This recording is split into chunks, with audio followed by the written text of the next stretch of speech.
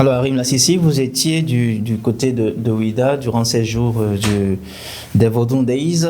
Alors, j'ai tout simplement quelques questions pour vous. La première, quelles sont les innovations de cette année? Alors, il faut commencer par saluer tout le dispositif sécuritaire qui a été mis en place, même des jours avant le festival, si je peux l'appeler ainsi. Nous l'avons déploré ensemble l'année dernière. Le volet sécuritaire et également ce qui est la fluidité. La circulation. La circulation dans Ouida n'était pas vraiment agréable et nous l'avons déploré. Et j'ai constaté cette année que ça a été pris en compte. Cette année, ils ont mis des parkings déjà à l'entrée même de Ouida, que vous preniez par la route des pêches ou par où il y a déjà à l'entrée de la ville, vous avez déjà les parkings et vous déposez votre véhicule ou bien votre... à moins que vous avez laissé passer, vous faites partie des officiels ou bien de ceux qui... Voilà. Donc, et vous entrez dans les navettes, les Gozim, ou bien balisonner vos days, et des bus qui vont et qui viennent, qui sont spécialement affrétés pour ça. Pour vos days, qui sont pour la plupart gratuits. Je peux parler des bus. Alors, et là, il faut noter que ça, par exemple, c'est une nouveauté. Et ça, c'est chapeau bas aux organisateurs.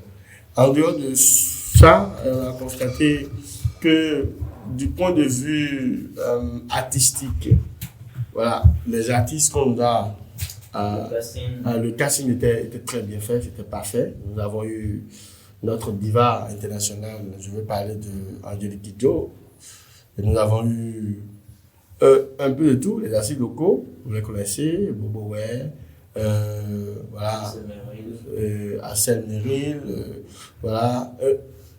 On a eu assez de locaux parce que les artistes de chez nous également avaient déploré ça, qu'on ne faisait pas la promotion suffisamment des artistes locaux. Cette année, on a misé là-dessus. Même quand Angélique Kidjo était sur scène, elle s'était fait accompagner avec Zénab, Ayodele, Fanico, etc. Donc, c'est tout simplement beau. J'ai vu un certain Rico Sampos également sur scène, et c'était majestueux, c'était tout simplement bien. Donc, casting du côté du volet casting artistique, c'était bien, volet sécuritaire. Et autre innovation, c'est que la porte du non-retour que nous connaissions entre-temps a été revue à la hausse. Il y a une gigantesque porte maintenant. On l'a vraiment redimensionné. Et aujourd'hui, quand vous allez la nuit, c'est très beau. Et j'ai vu les mirages un peu partout sur les réseaux sociaux, même relayés par même des internationaux qui ne sont pas au Bénin pour des raisons ou autres. Donc, c'est beau. Et en dehors de cette porte du non-retour qui a été redimensionnée, il y a également le bateau musée qui est en construction.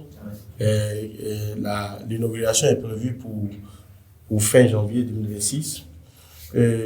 C'est très beau. C'est pour replonger en réalité les touristes, ceux qui viennent. Et surtout, pourquoi pas, même les Béninois également, les replonger dans ce souvenir de la traître négrière. Voilà. Ce qui était notre faiblesse, ce qui fait aujourd'hui notre force. Donc, nous n'avons pas honte de notre histoire, il faut en être fier et de la partager avec les autres, de la partager avec autre culture. Alors, en dehors de ça, il y a également notre hôtel qui est en construction et l'inauguration également est prévue pour la fin de cette année 2026. Donc, autant de nouveautés mises en œuvre par les organisateurs du festival Vodun Days pour faire la promotion du festival, non seulement ça, ici et ailleurs, et également pour que à jamais ce souvenir de la traite négrière ne s'efface de la mémoire des plus jeunes. Je pense que c'est important, le commerce triangulaire on va offrir également, l'objectif c'est d'offrir une expérience immersive et pédagogique aux visiteurs. Voilà. Tout à fait. Alors, tout cela a été mis en place pour susciter beaucoup plus d'engouement de la part surtout des internationaux. Est-ce qu'on peut dire que cela rencontre un succès à l'international? Tout à fait, parce que cette année, nous avons connu plus de 703 000 visiteurs. Voilà, largement en-dessus du chiffre, en tout cas du nombre que nous avons, l'effectif qu'on a eu l'année dernière. Donc c'est déjà un plus. Et ce plus-là, cette plus-value-là, on va la quantifier dans notre, sur l'économie béninoise. Vous savez, déjà le lundi soir, avant le festival, il y avait plus d'hôtels de libres à Ouida même et environ. Vous comprenez avec moi que l'engouement de la chose a pris une autre tournure. Et voilà, on ne peut que remercier et féliciter les organisateurs. D'accord. Alors, il y a certaines voix qui s'élèvent actuellement pour dénoncer une sorte d'immersion de l'exécutif qui, normalement, devrait être laïque, devrait être totalement neutre vis-à-vis des religions. Cette immersion, ces personnes qui commencent par dénoncer cette immersion, cette ingérence de l'exécutif dans le domaine religieux et qui serait un parti pris pour les religions endogènes. Les autres religions en sont jaloux. Qu'est-ce que vous avez à leur répondre? Ils n'ont pas à être jaloux. Pourquoi? Parce que eux aussi, ils ont leur lot de jours fériés. Même si ce n'est pas consécutif de cette façon, ils ont leur lot de jours fériés. Et en dehors de cela, il y a une chose qu'il ne faut pas oublier. Moi, je ne pratique pas les cultes endogènes. Je ne suis pas un pratiquant de cultes de chez nous. Mais je reconnais quand même que quand on dit Bénin, c'est la terre du vaudou. Malheureusement, pour ceux qui sont jaloux, et le Bénin est d'abord la terre du vaudou. Donc, que on fasse du spectacle, qu'on fasse un festival aujourd'hui et qu'on invite tout le monde, les touristes. Moi, j'ai interviewé des touristes haïtiens, j'ai interviewé des touristes français, j'ai interviewé des touristes américains, afro-américains. C'est-à-dire, un peu de tout. Quand on vous invite les gens comme ça, quand ils viennent au Bénin, il y a même un haïtien qui m'a dit, je ne l'ai pas encore rencontré, je lui ai tendu mon micro, il dit, je ne peux pas parler d'abord, je suis sous pression. Je suis sous pression. Pourquoi? Il dit, je n'ai pas encore rencontré le vaudou haïtien. On m'a dit qu'il est là, mais je ne l'ai pas encore vu. Donc je ne peux encore rien vous dire.